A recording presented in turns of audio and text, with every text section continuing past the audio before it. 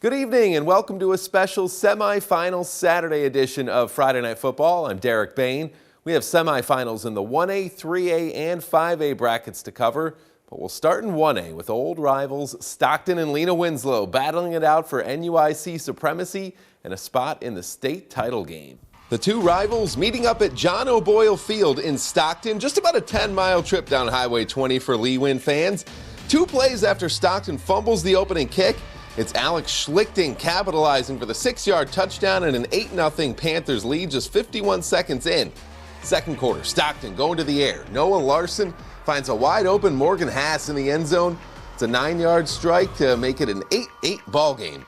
Opening drive of the second half is the fans watching on as Lee-Win gives it to Alex Schlichting around the outside, and he's got that speed. Nobody's going to catch him. It's a 20-yard touchdown, making it 14-8 Panthers. Later in the quarter, Aiden Wild leaping his way into the end zone. The big guy across for the score, and it's Panthers with a 22-8 lead. But 11 seconds left in the third quarter. Stockton finds an answer. Jack Mensendijk going up the middle for a 4-yard touchdown.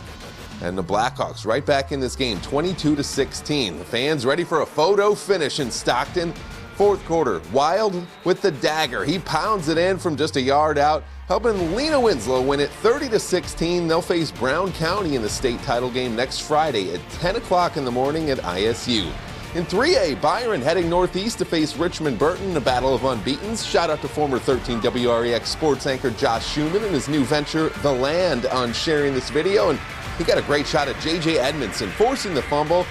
And yeah, the Tigers recover, and they're able to capitalize by giving it to this guy, number 37. Yeah, you know him, Caden Considine. He's been in our highlights all year. He gets to the end zone, and the Tigers are on the board in this one.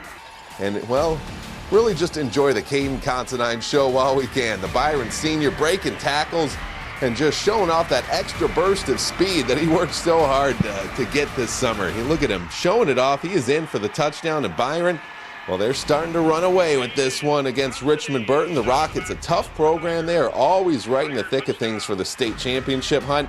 But Byron, they didn't want to be denied. They won the state championship 2 years ago. They're looking for their third in 5 years, and Caden Considine not to be denied. Get out of his way when he's coming through. A huge effort right there to get into the end zone, and they are just powering their way through the Rockets.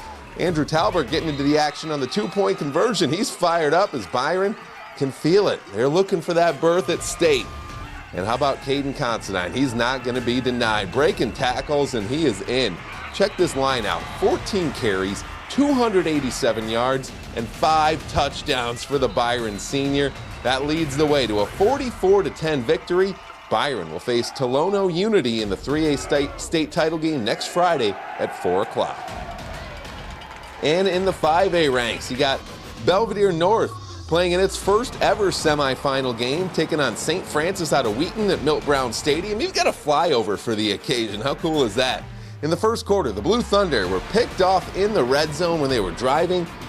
And that's a nice return from Javante Williams as well for St. Francis, setting up some pretty good field position. And on the ensuing drive, it's Brock Phillip to Tanner Glock. Puts St. Francis on the board with a 7-0 lead. But on the next drive, the Blue Thunder answer. It's Eric Roman finding the end zone, making it a 7-6 game after the missed PAT. Later in the first, it's Brock Phillip to Tanner Glock again for St. Francis. Their second touchdown connection as the sun starts to set. It's 13-6 Spartans.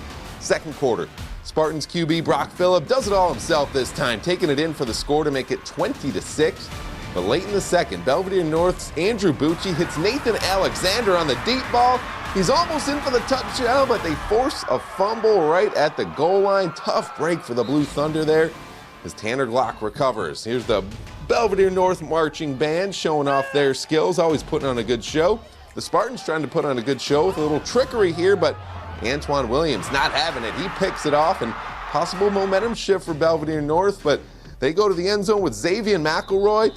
But that's about all they could muster up the rest of the way. St. Francis wins it 35-13. Congrats on a great year for the Blue Thunder. What a day of high school football action. And that's going to do it for sports.